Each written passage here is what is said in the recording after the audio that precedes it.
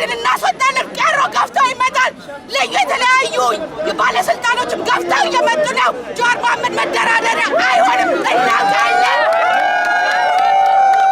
ከዚህ ጋር በተያያዘ ጀዋር አብይ አህመድ በአሁን ሰዓት ቤተ መንግስት ውስጥ የለም። አብይ አህመድ ያለው የአሜሪካ ኤምባሲ ወይም የኤርትራ ኤምባሲ በኢትዮጵያ ውስጥ ያለ እዚህ ውስጥ ነው ተደብቆ ያለ። ቤተ መንግስት ውስጥ ያለው ሪፐብሊካን ጋርድና መከላከያ እንዲሁም የፌደራል ፖሊስ ብቻ ነው ያለ። በዚህ ሰዓት ችግር ከተፈጠረ አገሪቷ ወደ እርስ በርስ ጦርነት የምታመራ ከሆነ ወደ ውጭ ሀገር እንደምኮበልል የደረሰን መረጃ አለ። ከዚህ ጋር በተያያዘ የጂ ዝግጁ ነው እንደ መንግስቱ ኃይለማርያም እንዳባቱ ሊኮበልል አንፈራም አንፈራም አንፈራም።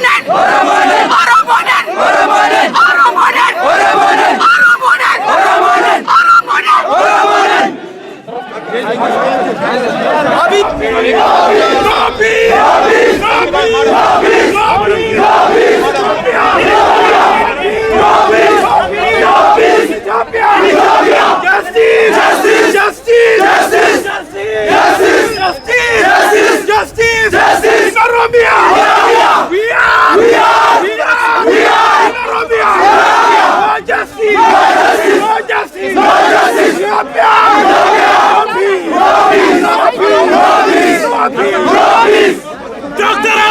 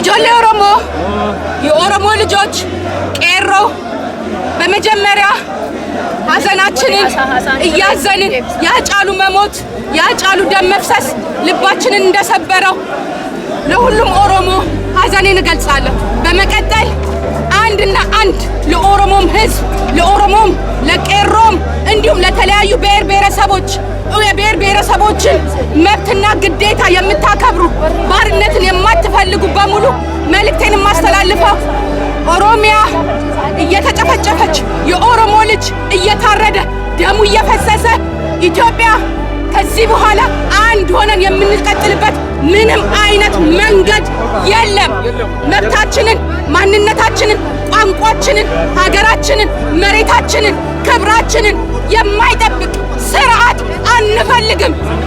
ይህንን ከዚህ በፊትም ለረጅም ዓመታት ማንኛውም ብሔር ብሔረሰብ በተለይ የኦሮሞ ህዝብ ሲታገልበት የነበረው በሚሊዮን የሚቆጠሩ ልጆቹን የጨረሰበት ያስገደለበት ያሰደደበት እስር ቤት እግራቸው የተቆረጠ የነ ከፍ ያለው የነ ኤፒሳ ሬሳ የተጎተተበት የስርዓት መቀጠል የለበትም። ይህንን ስርዓት እያስቀጠሉ ያሉት አብይ አህመድ የቀድሞ ኦፒዲዮ ታከለ ኡማ ሽመልስ አብዲሳ አባዱላ ደመላሽ ይህንን ስርዓት ማውረድ መገንጠል ሬሳው መጎተት እንዲሁም መቅበር አለብን። ቋንቋችን ማንነታችን ሀገራችን ልጆቻችን ሁሉንም እየቀበረ የሚኖር ስርዓት እኛን የሚያሰድደን እኛን ክብር የሚያሳጣን በቁማችን የሚገለን ስርዓትን አንፈልግም። ለአንዴና ለመጨረሻ ጊዜ ይህንን ስርዓት ማንቀብር ከሆነ ደግመን ለመነሳት 40 ዓመት የሚያስፈልገን ይህንን ታውቃላችሁ። በኦሮሞ ታሪክ የኦሮሞን ጀግና እየገደሉ የኦሮሞን መሪዎች እየገደሉ ነዲ ገመዳን የተለያዩ ኃይሌ ፊዳን እነ ታደሰ ብሩን እየገደሉ እኛን ለምዕተ ዓመታት በባርነት ሲያስተዳድሩን እንደነበረ እኛ ራሳችን ምስክሮች ነን። ዛሬ በሰው ሀገር ተሰደን መሬት፣ ሀብት፣ ኢኮኖሚያችን፣ ሀብታችን፣ ማዕድናችን እንኳን ለኛ አይደለም ለኢስት አፍሪካ የሚበቃ ሀብት ነው ኦሮሚያ ያላት። ያ የሚጠቀመው ሌላ የሚጠቀመው ሙስና ግለሰቦች ባለስልጣኖች ናቸው የሚጠቀሙት። የኦሮሞ ልጆች ግን አንድ የሚጠቀም የለም፣ በቋንቋ የሚሰራ የለም፣ የሚማር የለም፣ ያ የሚያስተዳድር የለም። ማንም የሚያስተዳድረው ዲቃላና አህዳዊ ስርዓቶች ናቸው። ስለዚህ የኦሮሞ ልጆች ከዚህ በኋላ አርፋችሁ ብትቀመጡ ባርነታችሁን ተቀበላችሁ በማንኛውም መንገድ በመሳሪያም በሰላማዊ መንገድ የሚታገሉትን እየደገፍን መሪዎቻችን ጆዋር መሐመድን በቀለ ገርባን ከዛች መሬት ውስጥ ከዛ እስር ቤት ውስጥ ካላስወጣን ባርነታችንን ዛሬው ለአምነን እንቀበል። ምንም አናርግ ከዚህ በኋላ። ለዚህም ደግሞ ተነሱ እኛን አምነው ቄሮን አምነው በሉ ተነሱ መሪዎቻችን ናችሁ ብለን ነው ያስገባነው ጆዋርን። ስለዚህ አንዳችንም ዲያስፖራ ኦሮሞ የኦሮሞ ቄሮ ወጣቶች እንዳትተኙ፣ መብታችንን እናውቃለን። ይህ አፍሪካ አይደለም፣ ማንም ሰው አያስፈራራንም። እኛ አውሮፓ ውስጥ ነው የምንኖረው። ህግ የሚከበርበት የሰው ልጅ እንስሳቶች የሚከበርበት ሀገር ነው የምንኖረው። መብታችንን ለመጠየቅ ማንንም አናስፈቅድም ካለ እግዚአብሔርና ካለ አላህ በስተቀር። እኛ እየተገደልን እንጂ እየገደልን አይደለም። እኛ ያለነው ኦሮሚያ ላይ ነው። እኛ ያለነው መቀሌ አይደለም። እኛ ያለነው ጎጃም አይደለም። እኛ ያለነው ኦሮሚያ ላይ ነው። መብታችን ነው። የአባቶቻችን የአያቶቻችን መሬት ነው። አጥንታችን ነው። ደማችን የፈሰሰበት ነው። የቄሮ አምላክ ይዋረደናል። እኛ በዚህ ከቀጠልን ዝም ካልን ልጆቻችንን እያሳሰርን መሪዎቻችንን እያሳሰርን በዚሁ የምንቀጥል ከሆነ ባርነታችንን አምነን እንቀመጥ፣ በየተራ እንድንሞት ሁላችንም በአንድ ላይ ኦሮሚያ እምቢልሱምኒ ሁላችንም በተራ እንድንሞት ቃል እንግባ።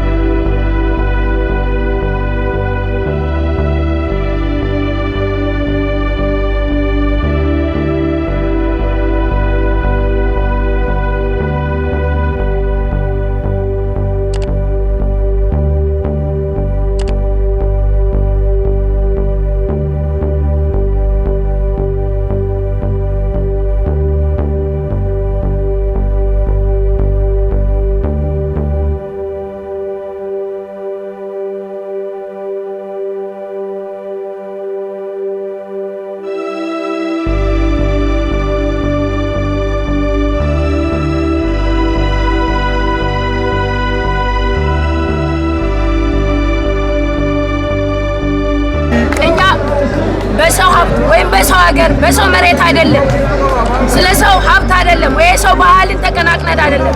እኛ የምንፈልገው ማንነታችን ይከበር፣ በሰውነታችን ክብር ይኑረን። በቤታችን በንብረታችን ላይ አዛዦች እኛ ብቻ ነን። መኖር እንፈልጋለን፣ መከበር እንፈልጋለን።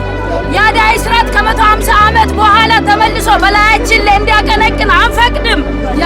ትናንትና የሞቱትን ቀብረን ነገም ልንቀብር ዝግጁ አይደለንም። ብንሞት እንኳን በአንድነት ኦሮሞ ያልቃል። ብናልቅ እንኳን አንድ ሆነን እናልቃለን። ኦሮሞ ገብተህ ከተኛክ ዛሬ ዝም ካልክ ካቀዘቀዝ ነገ ደግሞ በእያንዳንዱ ጆሮህን እያዘ ከቤት ይለቅማል። ትላንትና ወለጋ ላይ ሲወረድ እየተለቀመ ነው። ተናግራለሁ። ወለጋ ላይ ሲወረድ አንድ ክልል ወደ አንድ ክልል የሚተላለፈው ተነሱ እባካችሁ ተናገሩ ስንል ዝም ብለን ነው ዛሬ በቀለንና ጀዋርን እንዲህ ብለን የሰጠነው። እንዲህ ብለን የሰጠነው ስንት ሰው ሲገደል ዝም ብላችሁ ነው። ሰልፍና አርግ ስል ተከፋፍለን አብይ ኦሮሞ አይደለም። አብይ ኦሮሞ አይደለም። አብይን አምነህ የተኛ ኦሮሞ ካለክ ራስን ለባርነት አዘጋጅተሃል ማለት ነው።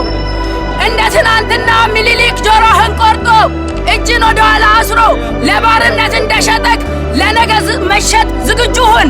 እኛ ግን ለባርነት ዝግጁ አይደለንም። በቁሜ ባሪያ ከመሆን በቁሜ ቆፍረ ብቀብረኝ ይሻላል። የልቤን ተናግሬ በኦሮሞነቴ ታግዬ ነገ ብሞት እኔ አይቆጨኝም። ባሪያ ጎኔ ግን አልሞትም። በባርነት መገዛት አንፈልግም። ባርነት ጠርተን ከሀገር ብንወጣም ወንድም እህቶቻችን በባርነት ሲገዙ ዝም ብለን አንቀመጥም። ኦሮሞን ብሎ የታገለ ለኦሮሞ ያቀነቀነ ሐውልትን የሰደበ የሚሞትባትን ሀገር አልፈልግም። ሙትን የወቀሰ የሚገደልበትን ሀገር አልፈልግም። ለእኔ አይደለም ሚኒሊክ የሚኒሊክን ተከታዮች አብይ አህመድም ለእኔ ጥላቴ ነው። አብይ አህመድ ወራሪ ነው። አብይ አህመድ ነፍጠኛ ነው። በአፈሙዝ የሚገዛ ነፍጠኛ ነው። በአፈሙዝ የሚያምን ነፍጠኛ ነው። የኦሮሚያ ክልል መንግስትም ቢሆን ነፍጠኛ ነው። በአፈሙዝ የሚገዛ